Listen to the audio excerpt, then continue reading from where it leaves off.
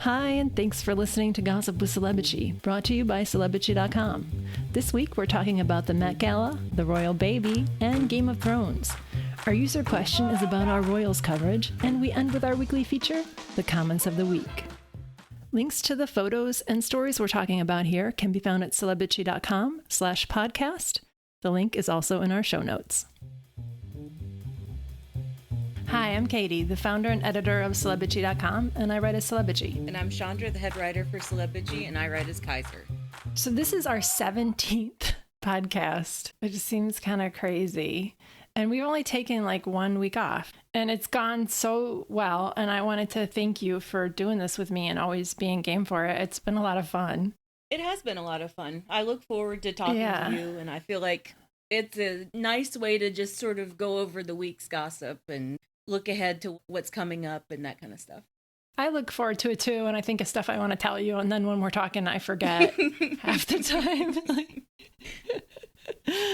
But it is a lot of fun. This week was just insane. It was a really crazy week. And then today, we're recording this on Thursday. Today was absolutely dead. Yeah. But the first 3 days of the week were insane.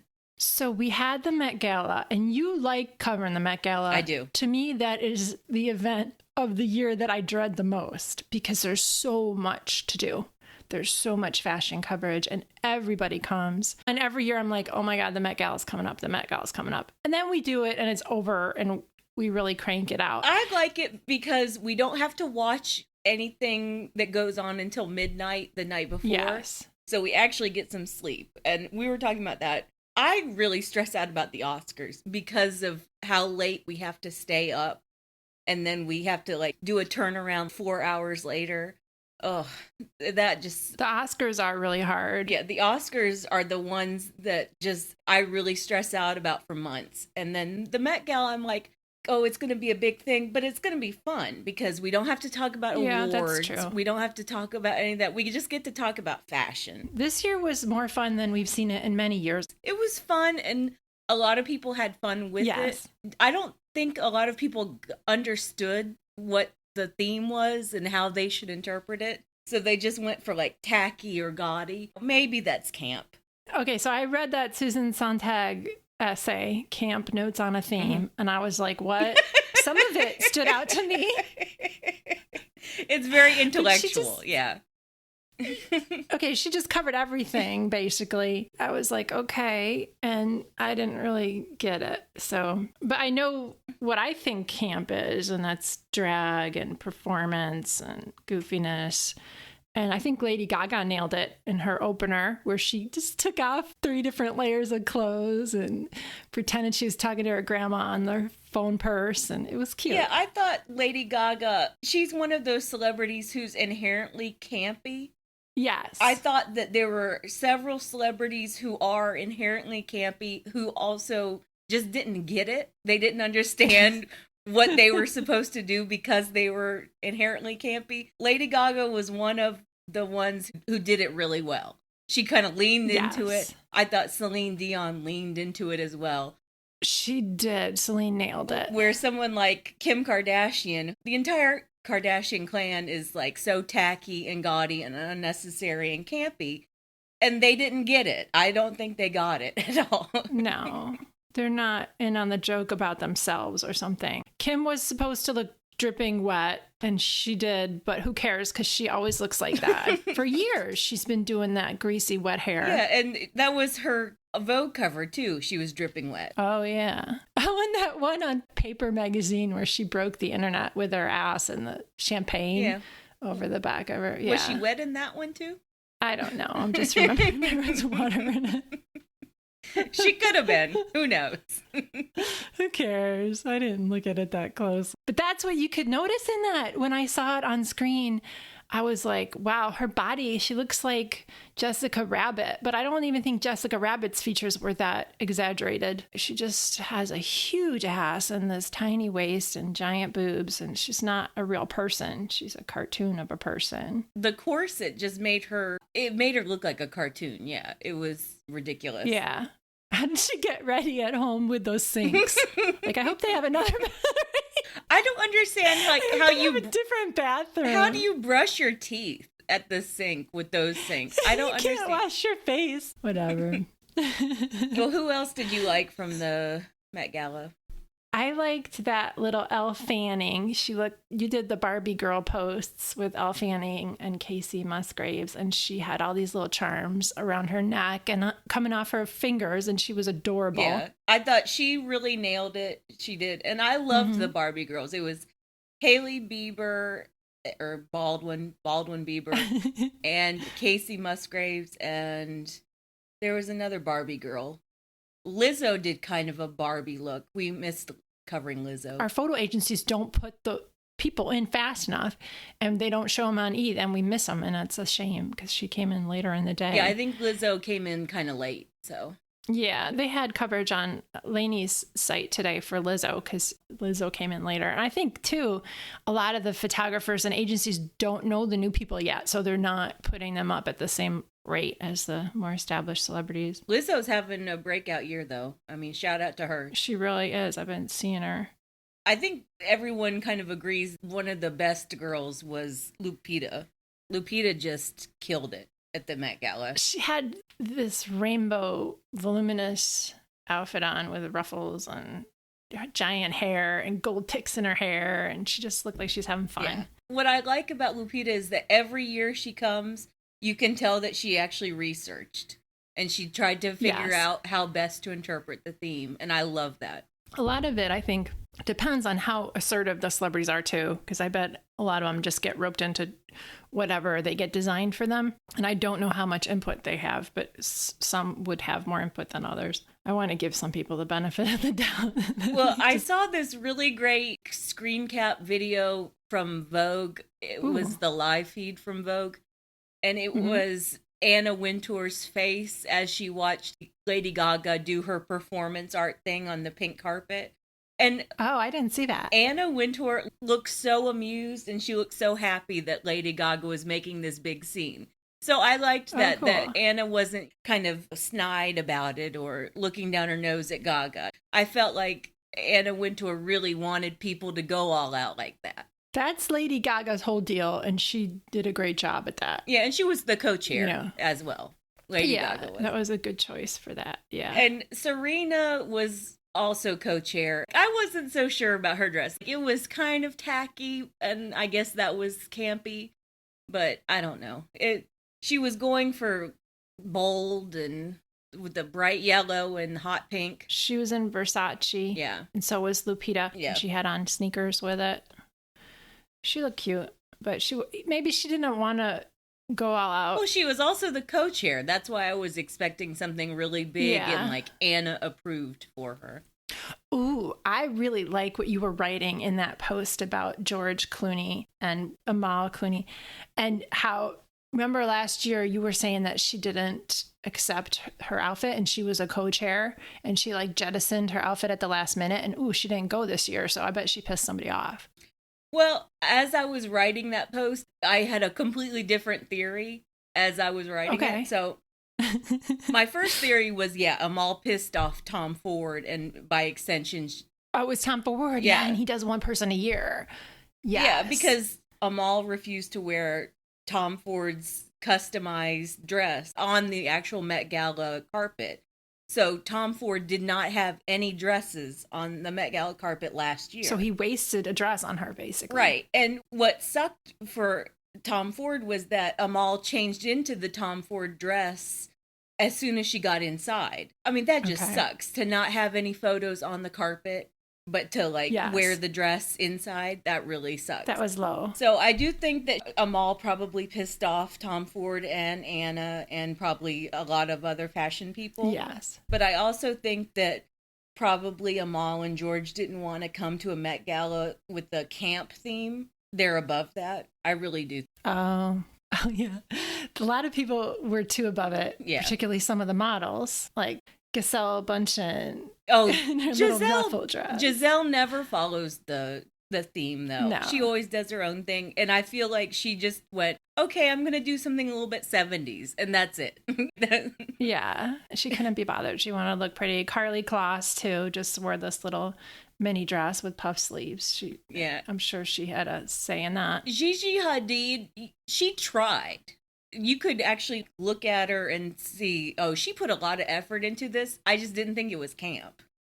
So she was in Michael Kors and she had all feathers on and weird stripy white stuff and a stripy headpiece too. Right. And like these crazy eyelashes. And I loved two men that deserve to be recognized for actually doing something with the theme. Mm-hmm. Benedict Cumberbatch, who looked amazing. He looked so amazing. Yes. He was in all white with a fedora and a pin. He looked like a pimp, but also like Tom Wolfe. It was very campy for a man. Oh, yeah, like Tom Wolfe. Yeah, and he had that little cane. Right. And then I thought Harry Styles went bold with the jumpsuit and sheer ruffles, and it was very feminine. He wore a pearl earring. He did. I was expecting more of that from the men. I thought more men would do drag, do a more feminine look, but Harry was pretty much the only one to do it. There were a couple men who I was not as familiar with who did stuff. There's the one guy that I also wanted to mention I loved is his name Ezra Miller?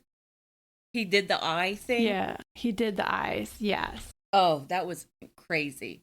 Ezra Miller, I'm pretty sure he wore Burberry, and he had all these eyes on his face. It looked like those YouTubers that do the makeup tutorials that are phenomenal, like the art on their face. And so it looked like real eyes on his face. I couldn't tell which eyes were real. Does that make me sound stupid? I was like, I was looking at him like, which eye is real again? They were really good. And he's known for wearing these giant looks and just standing out on red carpets. Oh, yeah. I mean, he loves fashion. He's very flamboyant. He brings it. Yeah, he's very flamboyant. He enjoys it. He seems to be of the like Jaden Smith variety of, I'm not going to wear men's clothes or women's clothes. They're all just clothes, Yeah, he's always interesting and he has the best poses too. Like he's fun. I don't know what he was in, but I know I've seen him on the carpet. He was in the Fantastic Beasts movie. Oh, I didn't see that. I did not see that. There's only one so far. Well, the other one's coming, right? I think there are two. There are two out by now. Oh, yeah, I saw. So dumb. I saw the first one. I didn't see the one with Johnny Depp. Yeah, that's the second one, I think. I haven't seen either of them. The first one's not bad. All right. Well, the big story this week was the royal baby. Yes. All right. On Monday, it was announced that Meghan went into labor. She gave birth very early in the morning to a boy. We later found out that the boy's name was Archie Harrison Mountbatten Windsor. And on Monday, maybe about 10 hours after she gave birth, Prince Harry came out and spoke to one member of the press. And here's a little clip of what he said. Yes, I'm very excited to announce that Meghan and myself had a baby boy early this morning, a very healthy boy. Mother and baby are doing incredibly well. It's been the most amazing experience I could ever possibly imagine. How any woman does what they do is beyond comprehension. Okay, that was so cute. Yeah. And he said they were still thinking about names, but he was like, oh, she was late, but we're still thinking about names, which was a little bit sketchy to me. I'm sure they figured it out by then. Well, maybe not. Who knows? What I loved about the whole video is if you watch the whole thing, he's so giddy and smiley and just blissed out. He turns around and thanks the horses. He does. There were horses behind him and he turns around and goes, thank you. He's so cute. He was probably so tired, but it was adorable. Yeah, I bet. And nobody knows where she gave birth, right? They don't know if she gave birth at home or at a hospital, and there's different stories. Yeah, there were different stories early in the week. At this point, people have pretty much figured out that she did give birth in a hospital. She just left a few hours after giving birth. Okay. I think that's why they waited to announce when she was in labor. They announced that she was in labor hours after she had already given birth. So yeah, and that's fair. They said they wanted privacy and they didn't want a bunch of photographers outside the hospital. Somebody might have sleuthed it. yeah, but they also said that they would announce when she was in labor. I'm not going to nitpick them. I think they did what they thought was best. But yeah, the palace did tell the reporters that they would tell them when she's in labor, and they kept it from them for hours. At least we didn't have to sit around and wait. Yeah, that's true. I'm counting us in, reporters. No, I mean, we were waiting. We were waiting for any kind of news. Yeah, and at least we didn't have to wait. The best scenario for us, especially because there was so much other stuff happening this week. And then Wednesday, they came out with the baby. That was adorable. Did you want to play the clip? Okay. Sure. I'll play just a little bit of the clip and you can see more. We'll link it from our site. Magic. It's pretty amazing. And I mean, I have the two best guys in the world, so I'm really happy. He has the sweetest temperament. He's really calm and... I don't know where he gets that from. Yeah, and he's just been the dream, so it's been a special couple days. There's more there. They said they were going to meet with the Queen and that they had just run into the Duke. And Meghan thanked everybody, for all the well wishes, which is what Harry did too. I watched that and I started crying. They were just so sweet. You could just feel the emotion from them. And I don't even think I'm that much of a stan of theirs, but just watching them get married and now watching them, I'm going to cry. Shit. That's so ridiculous. We get to see them get married, though. And now we get to see them with their first baby and to watch the baby grow up. And that's the best part of being a royal observer is seeing, their families. And they're just so genuine and they're so much in love. And it's nice to see them happy. Yeah, I will admit that I felt a lot more for Meghan and Harry than I've ever felt for the Cambridges. Their joy and their happiness, it was just so infectious. And you could just tell that they were completely in love with each other and with the baby. Yes. And you don't always get that impression from other royals, I think, too, because Meghan's American. She wears her heart on her sleeve in some respects. She's, of course, very professional, but she just has that kind of exuberance and that emotion that comes through in everything she does. And Harry, too. Harry as well. Harry, they're perfect for each other. My mom and I were talking about this because she's an old school Diana person. Like Diana was her person. And she said if there's one thing that the whole having babies thing taught her from the watching the royals is that Harry is so much his mother's son and William just isn't. William's like his dad, and William and Kate are good for each other that way because they're both kind of reserved and very calculated in what they present. Yeah.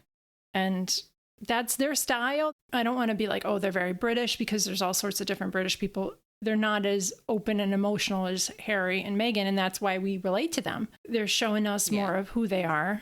Or maybe that's just who Kate and William are. I don't want to dismiss that. People are different, but we just identify with them and can feel their exuberance, I guess I could say. But yeah, it just was sweet to watch them with their baby. Harry holding that baby, it was so touching to me. He looked so comfortable. He looked like he'd been holding the baby for hours already, that he hadn't been able to put the baby down. I like how you wrote that. I would never think of that, but I bet they haven't put that baby down. Why would you? They're always holding.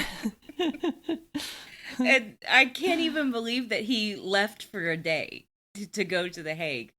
That probably ripped his heart out a little bit. It was probably hard for him. He had to leave his, 3-day-old baby. Oh, he only was gone a day. He went back, and still, that's tough. That's tough for anyone to do. Yeah, I bet. So the name Archie is kind of wild. It is. I think it's cute, but as you said, it's more of a nickname. But I'm also glad that they didn't name him Archibald. That would have been worse. Some bad luck right there. That's the silver lining. They didn't name him Archibald, but they named him Archie. So they didn't name him Archibald at least. But Archie's just different, and no one predicted that. So kudos to them. I feel like that was a big priority for them. They didn't want to name him something expected. Or particularly stuffy. They wanted to go with something that just felt really down to earth, I think. And I find Archie stuffy. I think that's a very stuffy British name. I really do. oh, I just think it's cute. Like, it's just a nickname. Like No, Archie. it's like, to me, it reads as very like posh British boys' school. But a nickname. Yeah, posh. like that's the name that he was going Yeah. to get when he went to Eton. I bet there are like 5 Yeah. or 10 Archies at Eton right now. So you put in the story today that Prince George told somebody that he wanted to be called Archie, and that came out in January from some tabloid source. Yeah, from the Sun. The story at the time was that George was out with Carol Middleton, and George introduced himself to a stranger as Archie. And no one really knows what the hell was going on. Did George overhear his aunt and uncle? That was one theory. Yeah, did he overhear his aunt and uncle discussing baby names? Did he come up with the name on his own? Does he have a friend named Archie? Who knows? Is it his security name? We still don't know. We'll never know, probably. Ooh, his security name. You never even think of that. Like, that's a thing that the royals have to do, I guess. I don't even know if they have security names. It's not like the Secret Service. The Secret Service will give people security names, but... Or when they stay in hotels or something, like they have fake Oh, names. yeah, that's true. But when is George going to find out his security name? And why would they name him Archie? Like, why would that be his security name? I don't know. It's so George, bizarre, yeah. but the name Archie doesn't have any particular history with either side of the family, the Windsors, the Spencers, or Meghan's family. And Harrison is just an old name meaning Harry's son or Henry's son. So that was... Which is kind of cute. cute. I didn't know that until someone commented with it. I was like, oh, Harry's son. I mean, I wish they had just called him Harry or Henry. Just call him Henry. Oh, that's cute. Yeah. So they have a little baby, and we're going to get to watch him grow up, and maybe they'll have more babies. And I hope they do have... I think they'll have one more. Don't you? Yeah, I do too. That was on the People magazine. Who knows if they got any info. But they did before when her friends were talking to them. So maybe they got kind of exclusive that they are considering having another one in a couple years or so. I mean, I think if she has another one, it'll be pretty quickly because she is getting a little bit older. Yeah. And all the traits that we love about them, that they are so open and loving, they're good. I sound ridiculous, I know. But they're going to come out with them when they become parents. They're going to be excellent parents. I hope so. I think they will be. So Game of Thrones, we're going to have some spoilers coming up. I didn't warn anybody about spoilers in the last episode, but just for episode 4, not for the one that aired last night before this podcast comes out, episode 5, just for episode 4. The name of the episode was The End of the Stark, or the Last of the Starks. The Last of the Starks. So we have some minor, whatever. You guys saw it already. Yeah, spoilers. That's it. You just say that. Spoilers. All right. So some spoilers for The Last of the Starks was, there was tons of stuff, and it was all misogynistic crap, basically. It was bad. It was, some of it I was like, that's some bullshit right there. It started out so early in the episode where I was like, wow, the misogyny is really jumping out at me. And I think it was when Daenerys was just sitting at the table in the Grand Hall or the Great Hall. They made her seem so jealous and shit. They made her seem like this bitter bitch. And like, everybody was giving credit to Jon. Dany just had this look on her face like, bitch, I was riding a dragon too. And I was like, yes, she was. I raised those motherfucking dragons. They were my mother. I saved They're you my people. babies. They're my dragons. Give me some credit.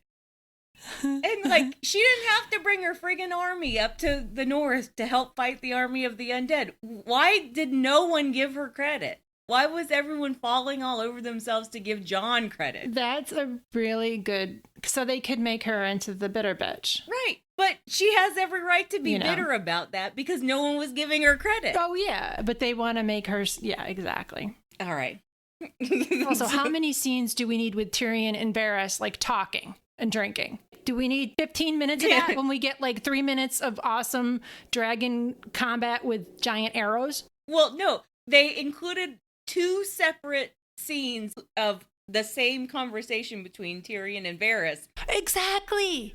And yet they didn't show Bran and Jon telling Sansa and Arya about who Jon really is. Yes, exactly. That was the scene that everyone wanted to see. The look on Sansa's face, the look on Arya's face when they both found out who Jon really is. And they didn't include it. Yeah. They didn't put it in there. At all. They just cut it. Episode prior to the one we're talking about in 3, they cut it. Yeah. No, that's from The Last of the Starks. Okay, here's what happened. I watched most of it one night and I fell asleep watching it, and then I watched the rest another night. So I forgot that it was in the same episode. Okay, so that really bugged me that they didn't even show Sansa and Arya's reaction to Jon. That bugged the crap out of me. And to your point, I can't believe that they didn't include that, and yet they included 2 separate scenes that were the exact same scene between Varys and Tyrion. That was ridiculous. We didn't even need the first one. They could have cut the first one by half and we would have got the point. I liked the first scene because it showed just how Sansa just was spilling the tea almost immediately after she found out. That was funny to me. Yeah, we heard that she told that. Yeah. Okay, so that was like a controversy for me. I didn't see a ton of people talking about that afterwards, though. No, I agree with you. I was like, what? Where is that? That was cut. But everyone was talking about how the writers are making Daenerys into the Mad Queen. I agree with some of that, some of the criticism, and I also agree with the people saying, but they've been building this sort of Mad Queen character arc for a few seasons now, and I do think that. That's okay, yeah. They've been slowly making sure that the audience knows that Daenerys is not a great leader. She's a great conqueror. Ooh. And now without 2 dragons, she's not really a great conqueror anymore. The other issue that everyone was talking about was the conversation between Sansa and the Hound. Keep in mind that the Hound has been at Winterfell for weeks and weeks at this point within the Game of Thrones world. And this is the first time that he and Sansa have had a scene together and that they've actually talked about their history. It was like a recollection to season 2 where the Hound offered to take her away from King's Landing where she was being held as prisoner. Had you were broken in rough. And he got what he deserved. I gave it to him. Oh. Hounds. None of it would have happened if you left King's Landing with me. No Littlefinger. No Ramsay. Without Littlefinger and Ramsay and the rest, I would have stayed a little bird all my life. I took that as a survivor acknowledging what she survived and how it changed her, and she's better. She's not healed, but she's a better person today having gone through all of that. Or she just sees it like it happened that changed me. Yeah. Yeah, like you explained it. Well, no, that's a good point. That she didn't have to go through all of that, but she did go through all of it, and it changed her, and she's okay with who she is right now, which is a powerful statement, too. And then Jessica Chastain tweeted, "Rape is not a tool to make a character stronger. A woman doesn't need to be victimized in order to become a butterfly," which is also true. And in that show, we were talking about this in an earlier podcast. I stopped watching it because I just couldn't take all the raping. It was gratuitous how much rape is in that show. I think because I came to the show a little bit later, I was able to kind of binge watch it and not feel like, oh, people are being raped in every episode.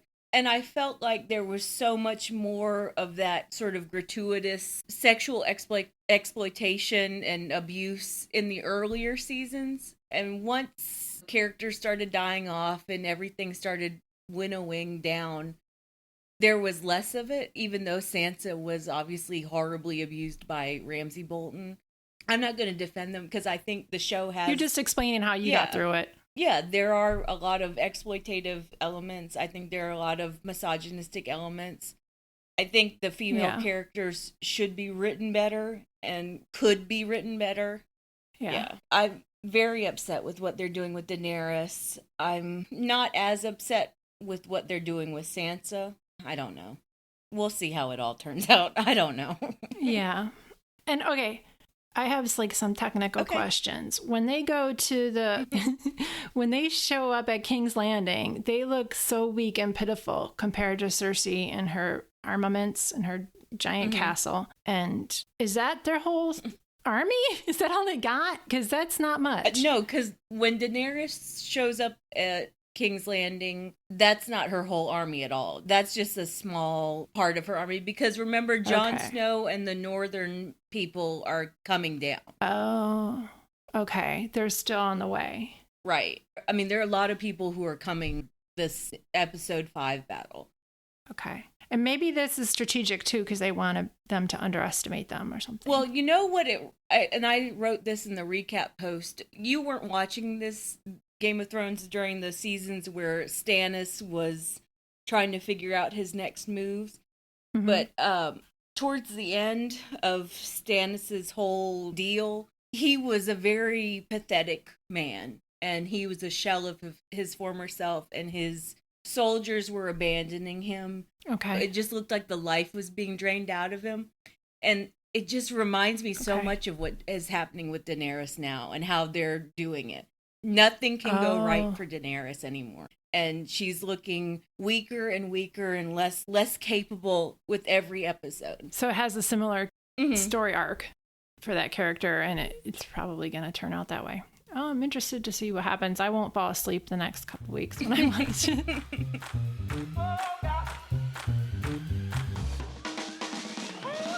All right, let's move on to the user questions.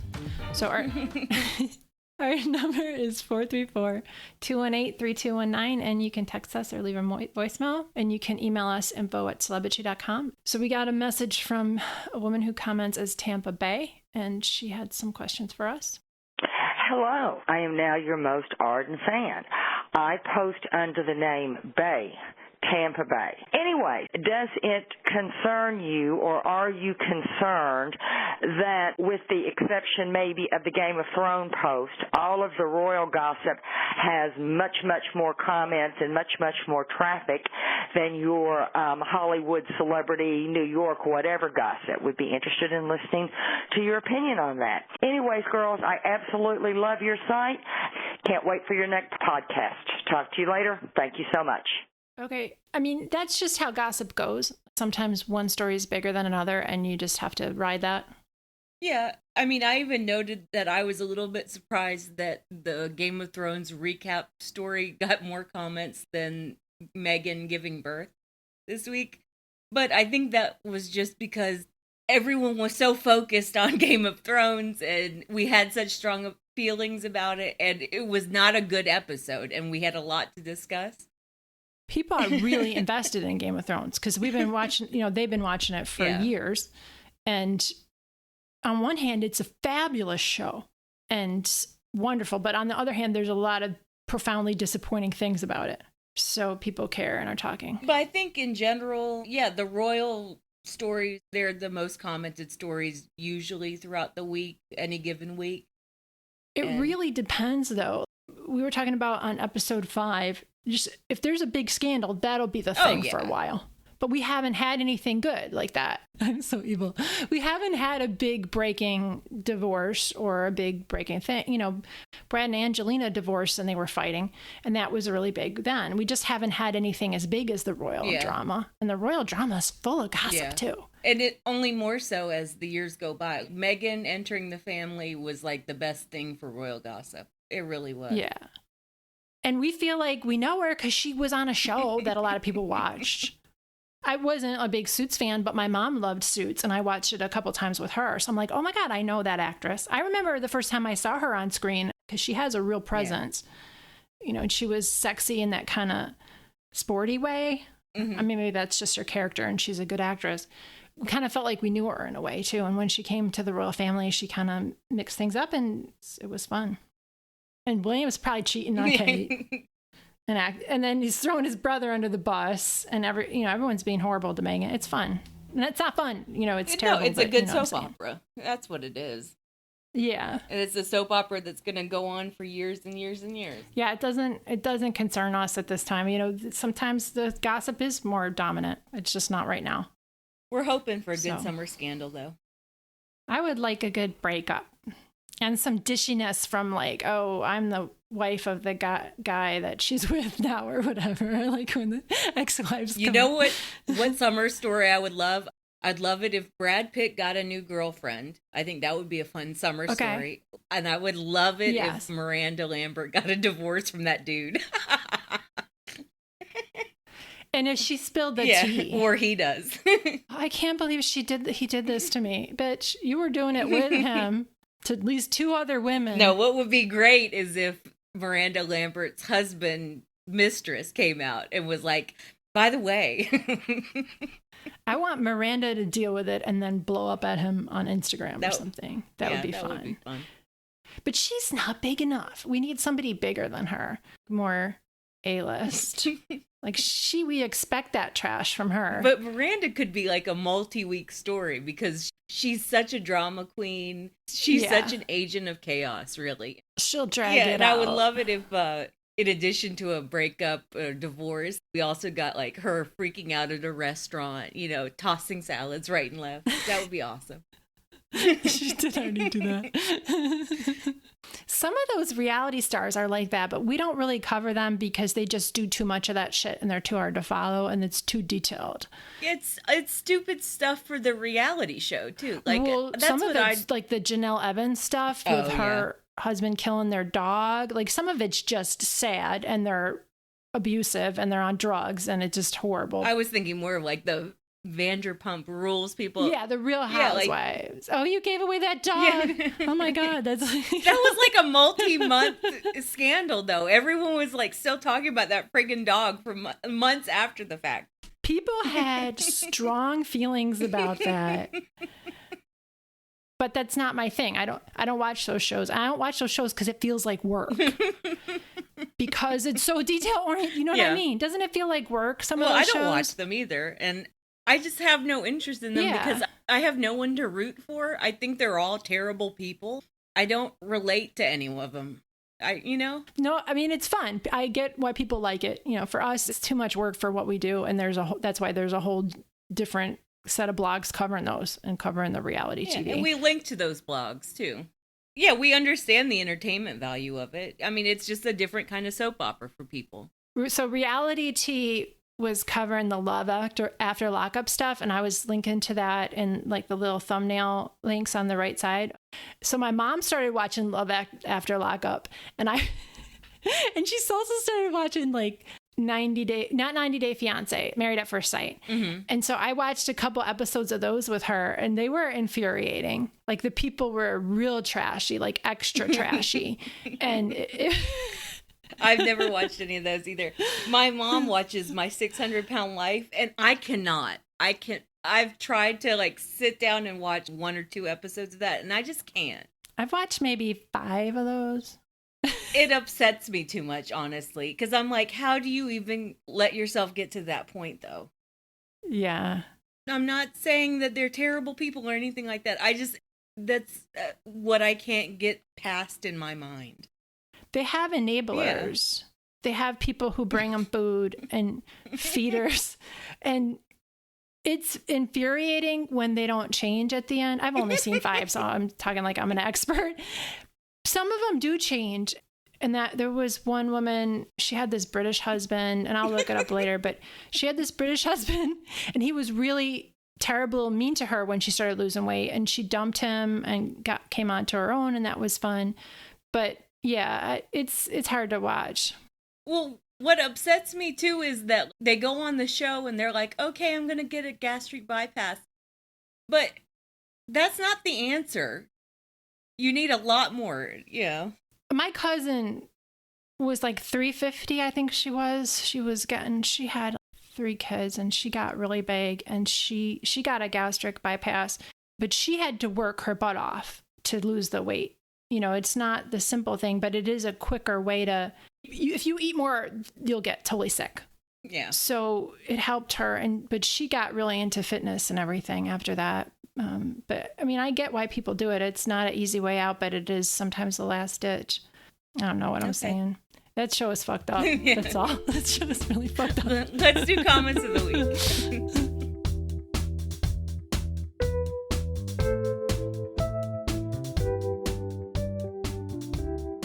Okay.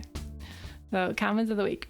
So this was really cute. In one of the Amazon posts, someone was talking in the comments about whether people liked the thunder shirts for dogs. And one woman said, well, I don't know if it was a woman, but Potty Mouth Pup said that the thunder shirts work for some foster dogs she's had and not for others, but that she did have a foster dog who would only calm down when she put a Wonder Woman costume on the dog. So I thought that was hilarious. And I put the thunder shirts in one of the Amazon posts and wrote about that Wonder Woman dog costume story because I thought it was cute. Someone commented with a photo of their dog in a Wonder Woman costume, and it was not the same person. It was a different dog. And that was not so social butterfly. And they're, I've seen them a lot. So that they're a regular commenter, and they had a Sheltie in a Wonder Woman costume. That was adorable. My comment of the week is on the Lori Loughlin post because she's still playing the rich, privileged white bitch card. And in the photo that you use for those, she has a sweatshirt that says, "This is my Hallmark watching sweatshirt." So my 3 cents said, "This is my entitled rich bitches going to jail watching sweatshirt." And that was her funny. comment. My easy breezy comment of the week is from Evil Owl, who commented in the Katy Perry post. Katy Perry wore a hamburger costume to the Met Gala after parties, and it was so ridiculous because, first of all, she wore a chandelier to the Met Gala, and then she changed out of the chandelier into a hamburger costume, and she partied like that all night. And so Evil Owl wrote, "From nothing burger to hamburger, I'd say she's taking back her power." It's very funny, and it's a gossip throwback because several years ago, there was an article written about Katy Perry about how she's the biggest nothing burger in pop music. And I thought it was a very good gossip callback. So way to go, Evil Owl. I also wanted to give a shout out to all of the Virgos who were commenting in the I don't even know how to say her name. Bebe Rexha. Is that how you say it? My name is Bebe Rexha. Bebe Rexha. She was on a cover of a magazine talking about being a Virgo and how Virgos are very intense and we're all perfectionists. And I'm a Virgo too. I really related to what she was saying.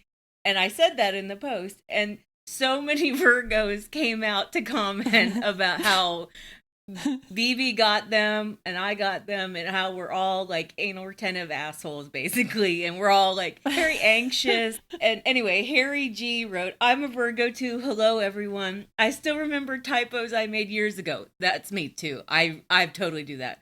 So I find typos I made years ago. And so she said, "I still remember typos I made years ago, decades ago, in fact. I worry that everyone else still remembers these typos too. I worry about the roof possibly leaking and also that I have polluted the world by ordering cheap Chinese shoes and so on. I feel ashamed and worried all the time. I will never understand happy-go-lucky personalities." That's very me as well. It's very true for many, many Virgos.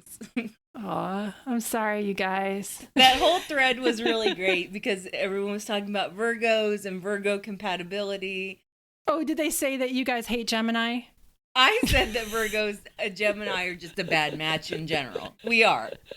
Virgos and Gemini are polar opposites, let's say that.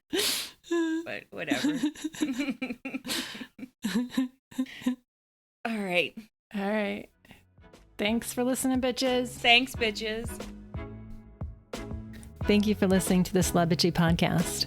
If you could please rate, review, and subscribe to us on iTunes, Stitcher, or your platform of choice, it will really help us, and we appreciate it a lot.